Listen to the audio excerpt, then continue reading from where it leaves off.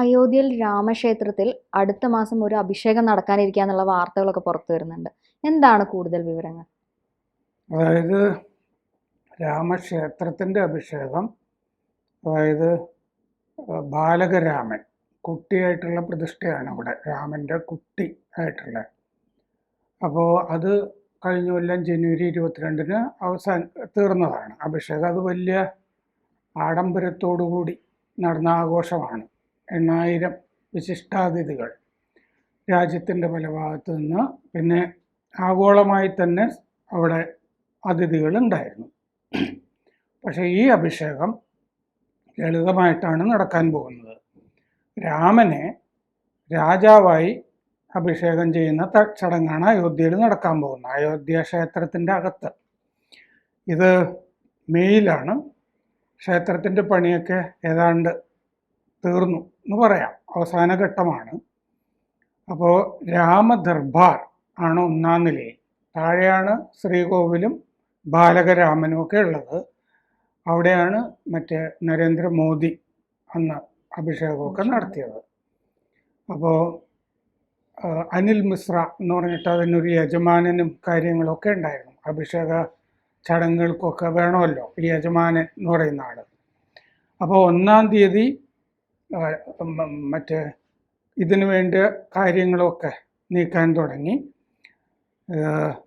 ജനുവരി കഴിഞ്ഞ കൊല്ലത്തെ പോലെ അല്ലാതെ ചെറുതായിട്ടാണ് നടക്കുന്നതെന്ന് ഞാൻ പറഞ്ഞല്ലോ. അപ്പോൾ 2020-ലാണ് ഇതിൻ്റെ പണി തുടങ്ങിയത്. ഇപ്പോൾ ഇതിൻ്റെ കാര്യങ്ങളൊക്കെ നോക്കുന്നത് പ്രധാനമന്ത്രിയുടെ പഴയ പ്രിൻസിപ്പൽ സെക്രട്ടറി നൃപേന്ദ്ര മിശ്ര, അദ്ദേഹമാണ് ഇതിൻ്റെ മേൽനോട്ടമൊക്കെ വഹിക്കുന്നത്. അപ്പോൾ എന്തായാലും മോദി ആയിട്ടൊരു ഡയറക്റ്റ് ലിങ്ക് അദ്ദേഹത്തിന് ഉണ്ടാകാൻ സാധ്യതയുണ്ട്. ഈ സമയബന്ധിതമായിട്ടാണ് കാര്യങ്ങളൊക്കെ നടക്കുന്നത്.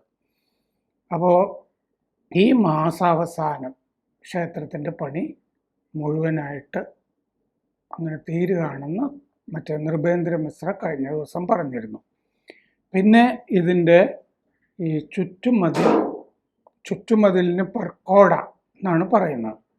ഈ പർക്കോട കോമ്പൗണ്ട് വാൾ അത് കുറേ ഉണ്ടല്ലോ, അതുകൊണ്ട് ആ കോമ്പൗണ്ട് വാൾ ഈ വർഷാവസാനമേ തീരുകയുള്ളൂ. ക്ഷേത്രം പണി ഈ മാസാവസാനം തീരുകയാണ് മുഴുവൻ. അത് കഴിഞ്ഞിട്ടാണ് ഈ രാമൻ്റെ ദർബാർ അഭിഷേകം. ദർബാറിലാണ് രാജാവ് ഇരിക്കുക. അപ്പോൾ അവിടെയുള്ളൊരു അഭിഷേകം. ഇത് 20,000 ക്യൂബിക് ഫീറ്റ് ശില ഇനി പാകാനുണ്ട് അവിടെ മൊത്തം മറ്റേ ക്ഷേത്രത്തിൻ്റെ അകത്ത്. അത് ഏപ്രിൽ 15-ാം തീയതി തീരും. വിഷു കഴിഞ്ഞ അടുത്ത ദിവസം അത് തീരും. എല്ലാ ശില്പങ്ങളും, പല ശില്പങ്ങളും ഇതിൻ്റെ അകത്ത് വരാനുണ്ടല്ലോ, എല്ലാ ശില്പങ്ങളും ഏപ്രിൽ 30-ഓടുകൂടി അതത് സ്ഥാനത്ത്, ഇപ്പോൾ മറ്റേ ലക്ഷ്മണൻ, ഇങ്ങനെ ശത്രുഘ്നൻ എന്നൊക്കെ പറഞ്ഞിട്ട് ഏത് സ്ഥലത്തൊക്കെയാണോ വേണ്ടതെന്ന് വെച്ചാൽ അവിടെയൊക്കെ ഏപ്രിൽ 30-ാം തീയതി ആവുമ്പോൾ അവരുടേതായ സ്ഥാനങ്ങൾ ഉണ്ടാവും. മാർച്ച് 25 മുതൽ ഏപ്രിൽ 15 വരെയുള്ള ഘട്ടത്തിൽ ഇത് പൂർണ്ണമായി തീരും. അരുൺ യോഗിരാജ്, നമ്മുടെ കർണാടകയിലെ അരുൺ യോഗിരാജാണ് ഈ ബാലകരാമൻ്റെ ശില്പി. 51 ഇഞ്ച് ഉയരമാണ് വിഗ്രഹത്തിനുള്ളത്. അതിനുശേഷം അരുൺ യോഗിരാജ് അറിയപ്പെടുന്ന ശില്പിയാണ്. അദ്ദേഹത്തിൻ്റെ കുടുംബം തന്നെ ശില്പികളുടെ കുടുംബമാണ്, കുറേ തലമുറകളായിട്ട്. അതിനുശേഷം അദ്ദേഹം ധാരാളം ശില്പങ്ങൾ പല സ്ഥലത്തും ചെയ്യുന്നുണ്ട്. അതിന് മുമ്പും ചെയ്തിട്ടുണ്ട് ഇന്ത്യയിൽ. അപ്പോൾ പക്ഷേ അരുൺ യോഗിരാജ് അല്ല ഈ റാം ദർബാർ അതിൻ്റെ ശില്പി. അവിടുത്തെ ശില്പങ്ങളുടെ കാര്യങ്ങളൊന്നും അരുൺ യോഗിരാജ് അല്ല. അത് 20 ഈ എന്താ പറയുക സ്ഥപതിമാർ, ശില്പിമാർ ജയ്പൂരിലാണ് ചെയ്തുകൊണ്ടിരിക്കുന്നത്. ഈ രാം ദർബാറിൽ വെക്കേണ്ട ശില്പങ്ങളുടെയൊക്കെ കാര്യങ്ങൾ അവരാണ് ചെയ്യുന്നത്. ശില്പി പ്രശാന്ത് പാണ്ഡെയുടെ നേതൃത്വത്തിൽ 20 ശില്പിമാരാണ് ഇത് ചെയ്തുകൊണ്ടിരിക്കുന്നത്. വെളുത്ത മക്രാന കല്ല്, അതിലാണ് ഇത് ചെയ്തുകൊണ്ടിരിക്കുന്നത്. വെളുത്ത മാർബിൾ കല്ലിലാണ് ഇത് ചെയ്തുകൊണ്ടിരിക്കുന്നത്. പിന്നെ തുളസിദാസ് രാമചരിതമാനസം എഴുതിയ കവി തുളസീദാസിൻ്റെ ഒരു വലിയ പ്രതിമ ക്ഷേത്രത്തിൻ്റെ അകത്ത് വയ്ക്കുന്നുണ്ട്. അതിൻ്റെ പണിയൊക്കെ തീർന്നതാണ്. അപ്പോൾ ഈ രാമചരിതമാനസം നമ്മളിവിടെ ആധ്യാത്മരാമായണം എന്ന് പറയില്ലേ, എഴുത്തച്ഛൻ്റെ എന്ന് പറയുന്നത് പോലെ അവിടെ ഏറ്റവും പ്രശസ്തമായത് തുളസീദാസിൻ്റെ രാമചരിതമാനസമാണ്. അതറിയാത്ത ഹിന്ദുക്കളൊക്കെ അവിടെ വളരെ കുറവാണ്. ഈ രാമചരിതമാനസം എന്നുള്ള പേരും തുളസീദാസിൻ്റെ പേരും ഒക്കെ അറിയാത്തവർ ഉണ്ടാവില്ല. അപ്പോൾ അദ്ദേഹത്തിൻ്റെ ഒരു വലിയ പ്രതിമയും കൂടി ക്ഷേത്രത്തിൻ്റെ അകത്ത് വെക്കുന്നുണ്ട്. പിന്നെ ഇത് അങ്ങനെ ഒരു ധാരാളം പിന്നാക്കക്കാരും ഒക്കെ ഉള്ള ഒരു സമൂഹം ആണ് ഇതിന് മൊത്തത്തിൽ ഈ ക്ഷേത്രത്തിൻ്റെ ആചാരപരമായ കാര്യങ്ങളൊക്കെ നോക്കുന്നത്. അത് നമ്മുടെ തമിഴ്നാട്ടിൽ നിന്ന് ഈ വിശിഷ്ടാദ്വൈതം മറ്റേ അതിൻ്റെയൊക്കെ പ്രണേതാവായ രാമാനുജാചാര്യർ, അദ്ദേഹത്തിൻ്റെയൊക്കെ ശിഷ്യന്മാരൊക്കെ ആയി തീർന്ന, അദ്ദേഹം കാശിയിലൊക്കെ പോയ കാലത്തുണ്ടായ ശിഷ്യന്മാരാണെന്നൊക്കെ പറയുന്നുണ്ട്. അപ്പോൾ അങ്ങനെ ഒരു സമൂഹം, രാമനെ ആരാധിക്കുന്ന ഒരു സമൂഹമാണ് ആചാര കാര്യങ്ങളൊക്കെ നോക്കുന്നത്. എന്ന് പറഞ്ഞാൽ ഈ ബ്രാഹ്മിൻ ഹെജിമണി എന്ന് പറഞ്ഞിട്ട് ഇവിടെ മാർക്സിസ്റ്റുകളും ഇസ്ലാമിസ്റ്റുകളും പറയുന്ന സംഭവമല്ല അയോധ്യയിൽ നടക്കുന്നത്. പൂജ അധികാര്യങ്ങളൊക്കെ നടത്തുന്നുണ്ടാവും, പക്ഷെ ആചാരങ്ങളൊന്നും അങ്ങനെയല്ല. അല്ലാത്ത രാമനെ ആരാധിക്കുന്ന സാധാരണക്കാരുടെ സമൂഹം പറയുന്ന രീതിയിലാണ് അവിടുത്തെ കാര്യങ്ങളൊക്കെ നടക്കുന്നത്. പിന്നെ 20 ഏക്കറിൽ അവിടെ പൂന്തോട്ടം വരുന്നുണ്ട്. പൂന്തോട്ടവും പിന്നെ ധാരാളം മരങ്ങളും ഒക്കെ പ്രകൃതിയോട് ചേർന്ന് നിൽക്കുന്ന ഒരു സ്ഥലം ആയിട്ട് നമുക്ക് തോന്നും. 20 ഏക്കറിലാണ് മരങ്ങളും പൂച്ചെടികളും ഒക്കെ വെച്ച് പിടിപ്പിക്കുന്നത്. 392 തൂണുകളുണ്ട് ഈ രാമക്ഷേത്രത്തിൻ്റെ ഉള്ളിൽ. 44 പ്രവേശന കവാടങ്ങൾ, വാതിലുകൾ ഉണ്ട്. അതിൻ്റെ വീതി 250 അടി, ഉയരം 161 അടി, കിഴക്ക് പടിഞ്ഞാറ് നീളം 380 അടി ആണ്.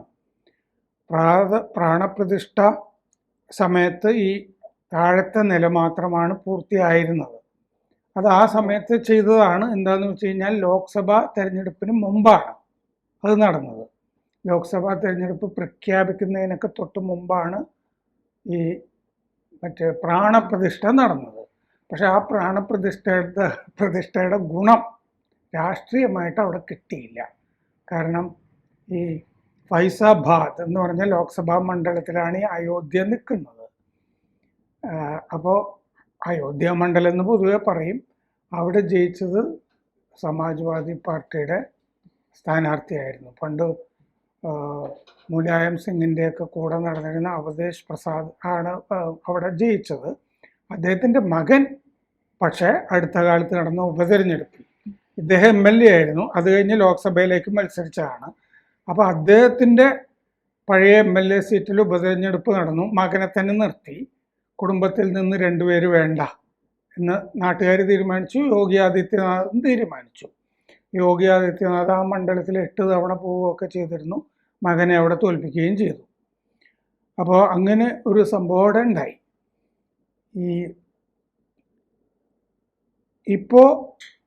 ഇപ്പോൾ നമ്മൾ ചർച്ച ചെയ്യുമ്പോൾ 90% പണി കഴിഞ്ഞു എന്ന് പറയാം ക്ഷേത്രത്തിൻ്റെ.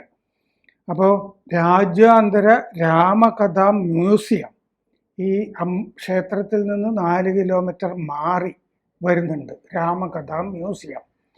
ഈ കോടതിയിൽ കേസൊക്കെ ആയിട്ട് നടന്ന കാലത്ത് ഇത് സർവേ നടത്തി കുറേ കുഴിക്കുകയൊക്കെ ചെയ്തല്ലോ.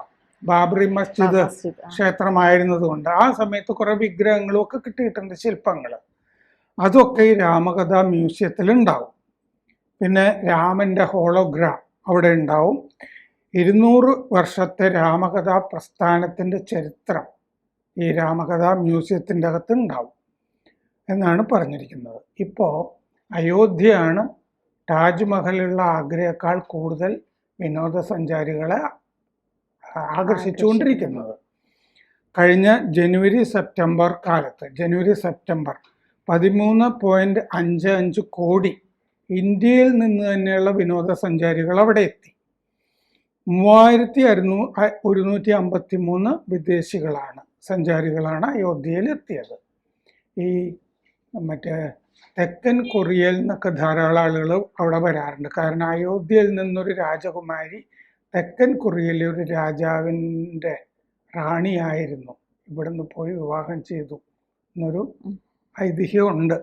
ചരിത്രത്തിൽ അതിൻ്റെ കാലവും ഒക്കെ പറയുന്നുണ്ട്. അപ്പം ഇപ്പോൾ ആ രാജകുമാരിക്കും ഒക്കെ അവിടെ ഒരു പൂന്തോട്ടമൊക്കെ പണിതിട്ടുണ്ട് അയോധ്യയിൽ. ഇപ്പോൾ അയോധ്യയിലെ കണക്ക് പറഞ്ഞല്ലോ, ഇനി ആഗ്രയിലെ കണക്ക്. ആഗ്രയിൽ 12.51 കോടി, 1 കോടി അയോധ്യയിനേക്കാൾ കുറവായിരുന്നു ജനുവരി സെപ്റ്റംബർ കാലത്ത്. പക്ഷെ വിദേശ സഞ്ചാരികൾ അവിടെ കൂടുതലാണ്, 9.24 ആണ് അവിടെ ഈ രാജ്യാന്തര ലക്ഷം എത്തിയത്. മറ്റേ സ്ഥലത്ത് കുറവാണല്ലോ, 3153 പേര് മാത്രമാണ്. ഇത് 9.24 ലക്ഷം. വാരാണസി മറ്റേ കാശിയൊക്കെ ശരിയാക്കി എടുത്തല്ലോ, കുറച്ചുകൂടി ശരിയാകാനുണ്ട് അവിടെ, ഞാൻ ഭാബിയൊക്കെ. വാരാണസി, മധുര, പ്രയാഗ്രാജ്, മിർസാപൂർ അതുമൊക്കെ ഇപ്പോൾ വികസിച്ചു വരുന്നുണ്ട്. ഉത്തർപ്രദേശിൽ പൊതുവെ വിനോദസഞ്ചാരികളുടെ ഒരു കേന്ദ്രമായിട്ടുണ്ട്. ഇപ്പോൾ പ്രയാഗ്രാജിലെ കുംഭമേളയും കൂടി നടന്നല്ലോ, 60 കോടി മനുഷ്യർ പങ്കെടുത്തതാണത്, അല്ലേ?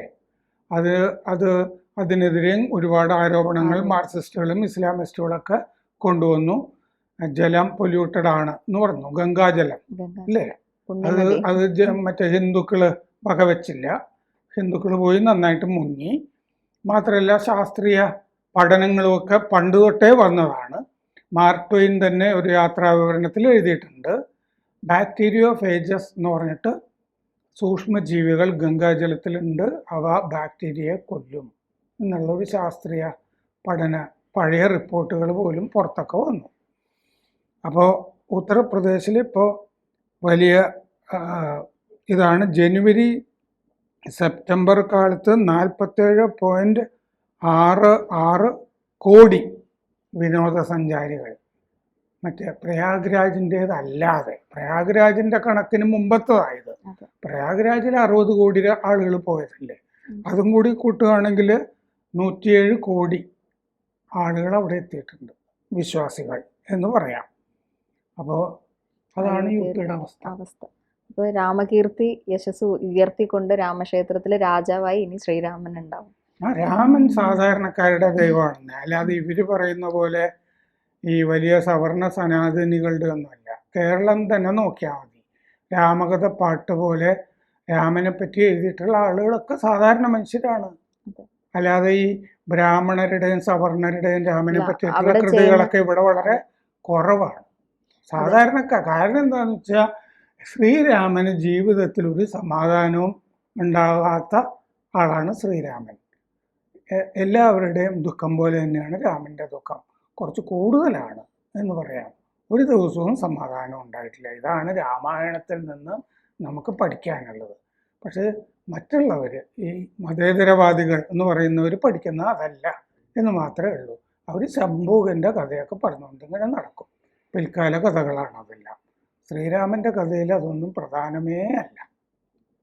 കൂടുതൽ വാർത്തകളും വിശേഷങ്ങളും നിങ്ങളിലേക്ക് എത്താൻ ABC മലയാളം സബ്സ്ക്രൈബ് ചെയ്യുക, ബെൽ ബട്ടണും അമർത്തുക.